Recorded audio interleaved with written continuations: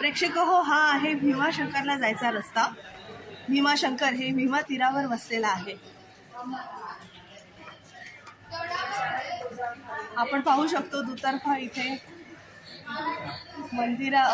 Stalls आहेत। मंदिरातल्या ज्या वस्तू लागतात, धूप, अगरबत्ती, नंतर मिठाई, पेढे,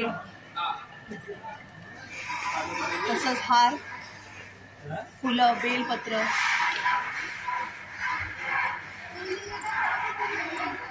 आणि अनेक भाविक मंदिराकडे जाताना आपण पाहू शकतोय। शंकराचा प्रसाद घरी नेण्यासाठी आणि शंकराला अर्पण करण्यासाठी सुद्धा इथे विक्री होते।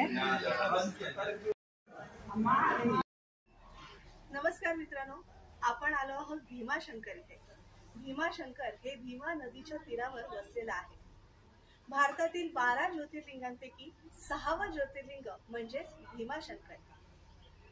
हेमाडपंथी बांधकाम असलेलं हे मंदिर आणि या मंदिराच्या छतावर तसंच मंदिरातील खांबांवर अत्यंत सुबक आणि सुंदर अशा मूर्ती आहेत। तसंच मंदिराच्या खांबावर देखील दशावतारातील काही मूर्ती आहेत ज्या अत्यंत आखीव आणि रेखीव आहेत।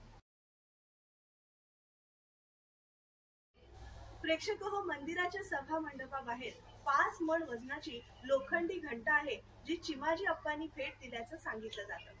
छत्रपती शिवाजी महाराज, छत्रपती राजाराम महाराज हे भीमाशंकराच्या दर्शनासाठी इथे येत असत। तसंच पेशवे बाळाजी विश्वनाथ हे देखील भीमाशंकराच्या दर्शनासाठी येत असत, असं इतिहासामध्ये नोंदी आहे। नाना फडणवीसांनी या मंदिराचा जीर्णोद्धार केला आणि निसर्गाने या भीमाशंकराच्या मंदिराच्या परिसराला अवघं नटवलेलं आहे।